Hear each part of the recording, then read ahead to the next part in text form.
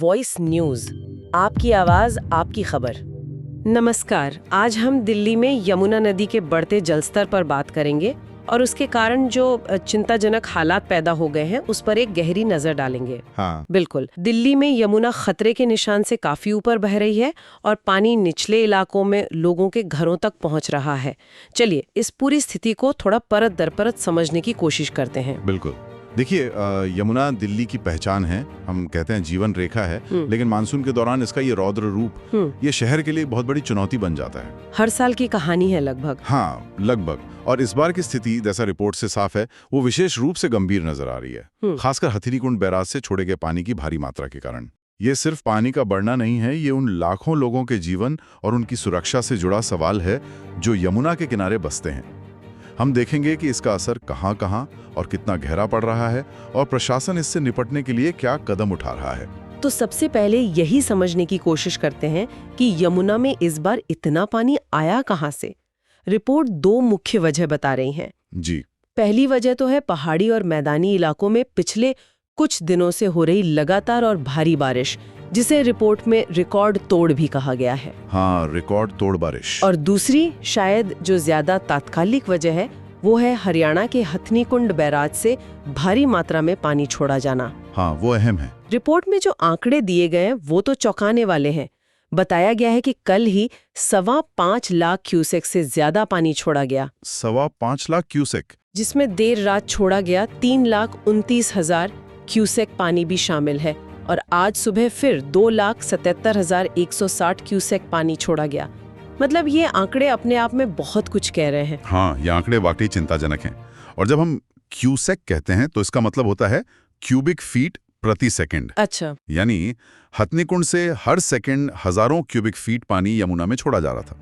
अब देखिए हथनीकुंड बैराज की भूमिका क्या है। ये यमुना के जो ऊपरी जलग्रहण क्षेत्र है, वहां से आने वाले पानी के बहाव को नियंत्रित करने के लिए बनाया गया है।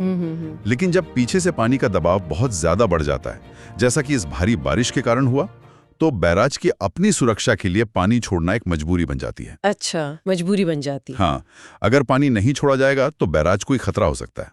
दिल्ली में यमुना के लिए खतरे का निशान 205.33 मीटर पर है।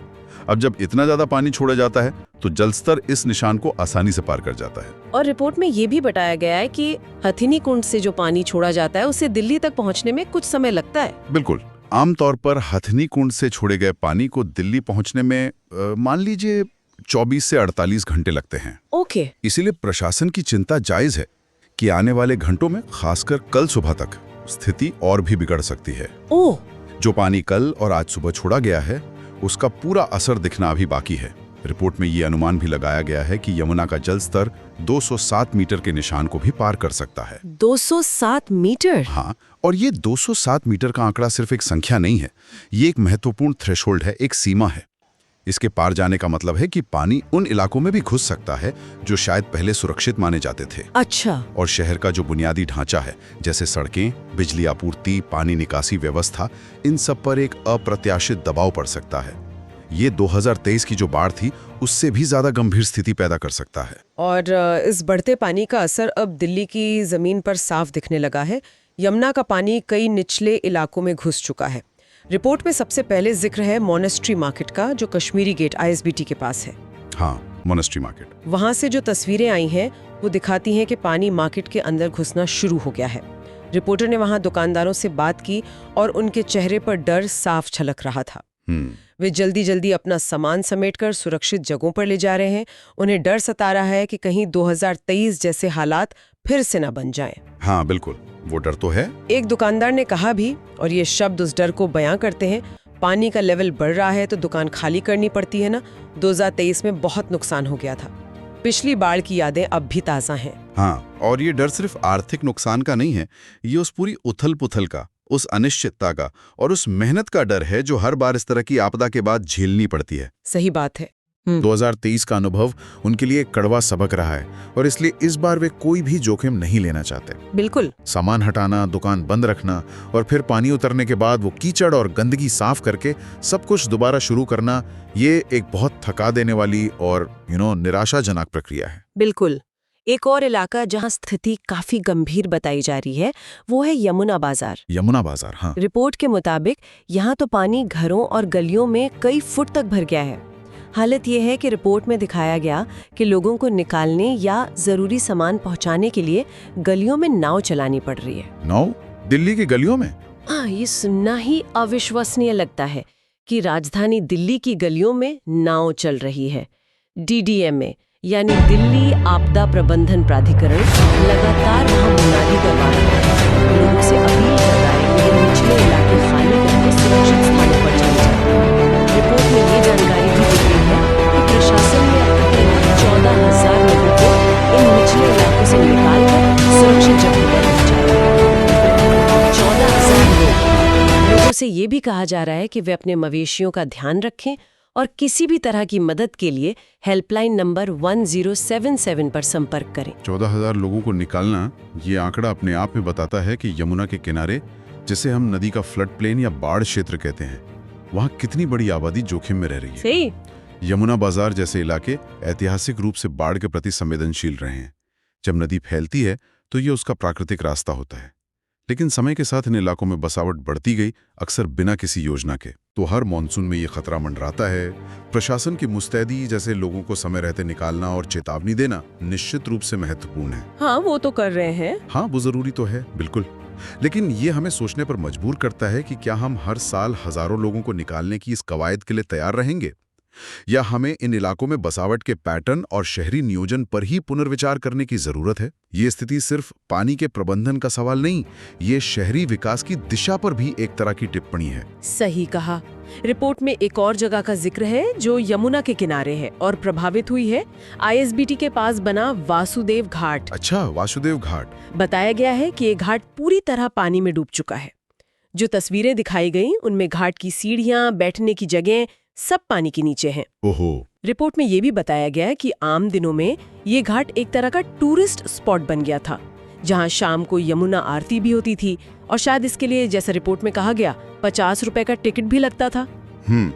आरती होती थी वहाँ। लेकिन अब बाढ़ की वजह से ये सब बंद है, घाट जलमग्न है। वासुदेव घाट का डूबना हमें याद दिलाता है कि बाढ़ का असर सिर्फ घरों और दुकानों तक सीमित नहीं रहता। हाँ, ये शहर के सामाजिक, सांस्कृतिक और यहाँ तक कि आध्यात्मिक जीवन को भी प्रभावित करता है। जिस घाट पर लोग शांति के कुछ पल बिताने आते थे, जहाँ आरती का आयोजन होता था, वो आज यमुना के पानी में समा गया है।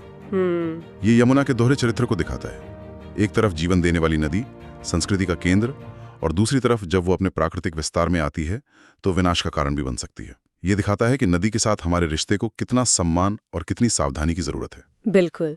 अब बात करते हैं कि इस विकराल होती स्थिति से निपटने के लिए प्रशासन क्या कदम उठा रहा है। रिपोर्ट में कुछ मुख्य एक्शन पॉइंट्स का जिक्र है। एक तो ये कि दिल्ली में ही स्थित कालिंदी कुंज बैराज के सभी 27 फाटक खोल दिए गए। इसका क्या मतलब है? जैसे कालिंदी कुंज बैराज दिल्ली में पानी के आने को कुछ न कुछ या नियंत्रण न कर पाने पर छोड़ने को, वैसे ही कालिंदी कुंज बैराज दिल्ली से पानी के विकास ये ओखला बैराज का ही हिस्सा है। अच्छा, ओखला बैराज। इसके सभी 27 फाटक खोल देने का सीधा मतलब है कि प्रशासन चाहता है कि हथनी कुंड से जो भारी मात्रा में पानी दिल्ली पहुंच रहा है, वो यहाँ रुके नहीं, बल्कि तेजी से आगे हरियाणा और उत्तर प्रदेश की तरफ बह जाए, ताकि पानी निकल जाए जल्दी। हाँ, बिल्कुल। ये यमुना के बहाव को सुचारू रखने और दिल्ली में जल स्तर को और ज्यादा बढ़ने से रोकने की एक कोशिश है। ये एक मानक प्रक्रिया है जब यमुना में पानी का स्तर बहुत ज्यादा होता है। ये दिखाता है कि प्रशासन स्थिति की गंभीरता को समझ रहा है और पानी के बहाव को मैनेज करने की कोशिश कर रहा है। हालांकि ये ध्यान रखना होगा कि जब पीछे से पानी का दबाव बहुत ज्यादा हो तो सिर्फ फाटक खोलने भर से दिल्ली पूरी तरह सुरक्षित नहीं हो जाती। सही बात है। इसके अलावा एक और बड़ा कदम उठाया गया है।